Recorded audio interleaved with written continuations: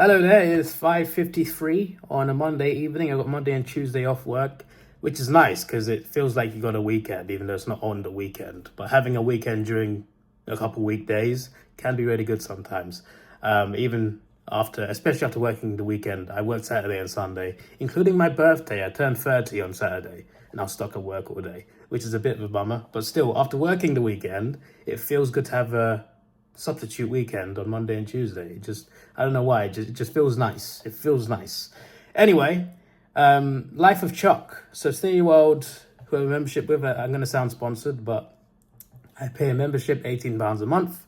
Unlimited movies. You get to see unlimited movies with that price. There are some like extra fees of IMAX and 4DX. You got to pay £5 per movie. That's still like £15 off, but still that's an uplift to pay. You're still saving money at the end of the day. If you go at least 2 or 3 times a month, then it's worth it. And I go a lot more often than that. So for me, it's definitely worth it. But yeah, I've had it for years now, since I was a teenager, really. And one of the benefits they give you is early screenings of movies. Sometimes they don't tell you at all what the movie is. They call it secret screening. It's a movie releasing soon. We're not going to tell you what it is. You buy the ticket, you go into cinema, and you don't find out what the movie is until it starts, which I think is pretty cool. Unless it's a film you're not excited to watch anyway, but you can just walk out because it's free, it's part of membership. And sometimes they do a thing called secret screening, which is the same thing but a horror movie. So there's also that. But sometimes they do stuff like this, where they show an unlimited screening, they tell you what it is, and they tell you, right, this movie is releasing soon, but you get a chance to see it first, right here at Cineworld. It's already released in the US, so I believe there's already reviews up on it, so it's not like a brand new release worldwide. But in the UK, it's not released yet until August 20th, I believe. So it's still a bit of time until then.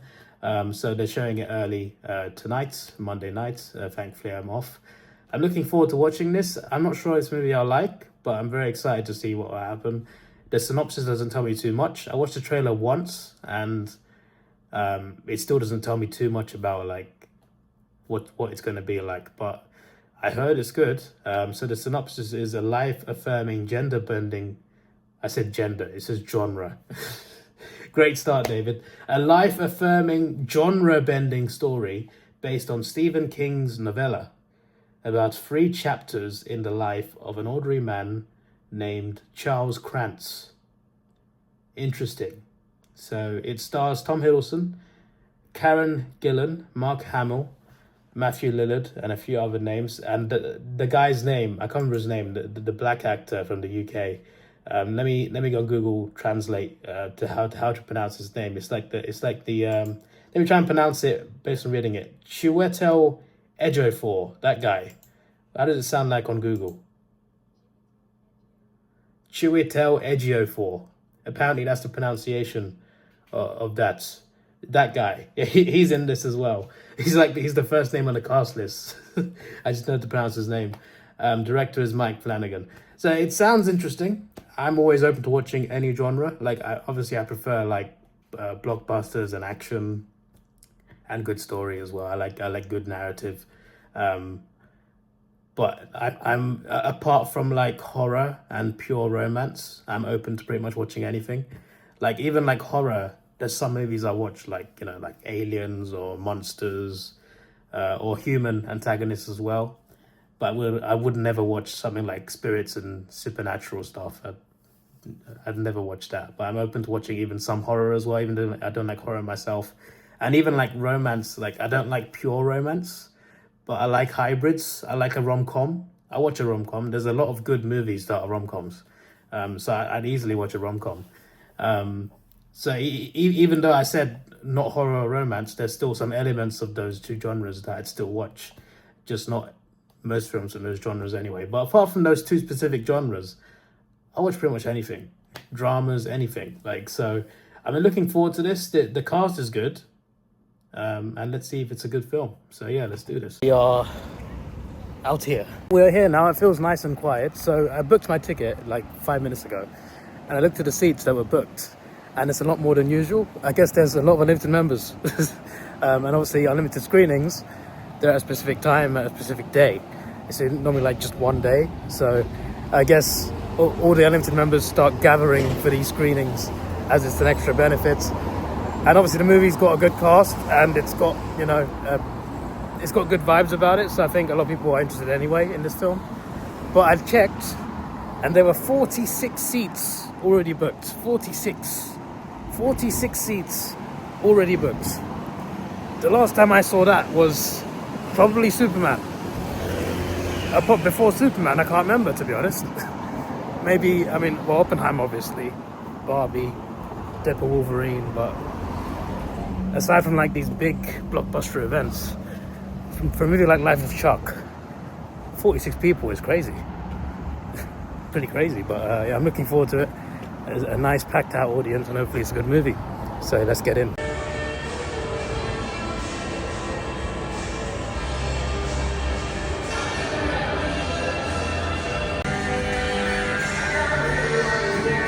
We are upstairs in screen 11.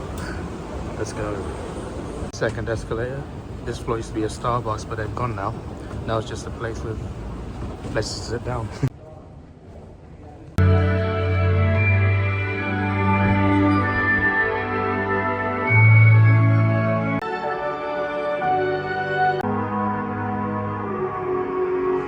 They'd wish me. See you at the next one. Yeah. Which one are you going to see?